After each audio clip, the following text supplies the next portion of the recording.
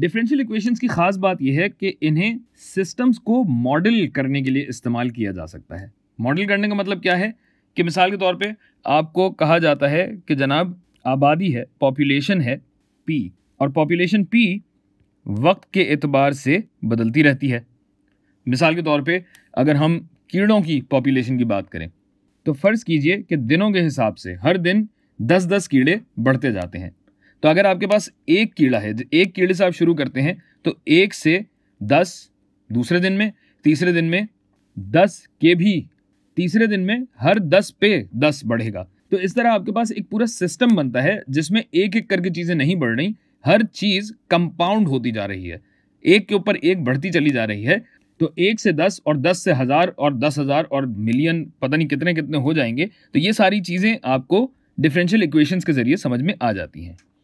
तो अगर आपको ये कहा जाए कि भाई आबादी की शरह तब्दीली वक्त के एतबार से मुतनासिब है आबादी के, यानी जब एक कीड़े के 10 हुए, या अगर 10 कीड़ों से आप शुरू करेंगे तो 10 कीड़ों पे हर कीड़ा 10 गुना अगर बढ़ता चला जाएगा तो जाहिर है कि जो इब्तदाई आबादी होगी उससे कोई ना कोई आपका तनासुब बनेगा, और तनासुब के लिए एक कांस्टेंट इस्तेमाल किया जाता है जिसको हम यहाँ पे के का नाम दे देते हैं।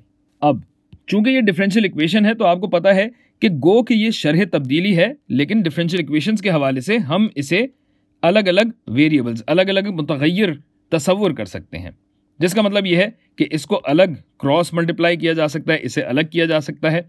और ऐसा करने के लिए हम क्या करते हैं कि सबसे पहले तो dt को अगर वहां ले जाना चाहते हैं तो दोनों तरफ dt से ज़रब दे दीजिए, dt कट जाएगा और यहाँ पे क्या आ जाएगा आपके पास,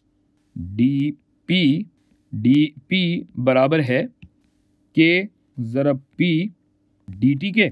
और अब आप p को p के साथ करना चाहते हैं तो दोनों सम में आप p पे तकसीम कर दीजिए, तो ये बन जाएगा 1/p dp बराबर है k dt के।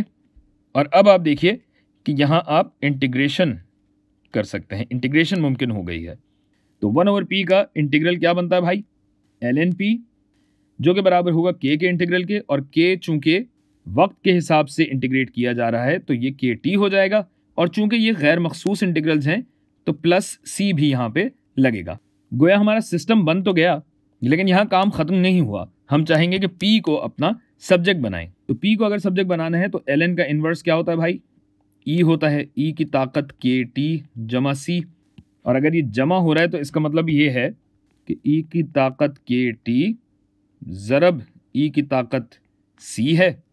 और चूंकि जाहिर है कि e की ताकत अगर c है यानी कांस्टेंट है, तो ये भी तो पूरा कांस्टेंट ही हुआ ना। तो क्यों ना मैं इस पूरी चीज़ को एक कांस्टेंट ही कह दूं, c1 फ़र्ज़ कीजिए। तो अब जो मेरा मॉडल बनेगा, जो मेरा सिस्टम बनेगा, वो बन जाएगा c1 e की ताकत kt। ये मेरे पास सिस्टम आ गया। अब जैसे जैसे मुझे p और t की अलग अलग वैल्यूज़ पता लगती रहेंगी, मैं उस हिसाब से इस सिस्टम को सॉल्व कर सकता हूँ और पॉपुलेशन या वक्त जो भी मुझे निकालना हो वो मैं निकाल सकता हूँ।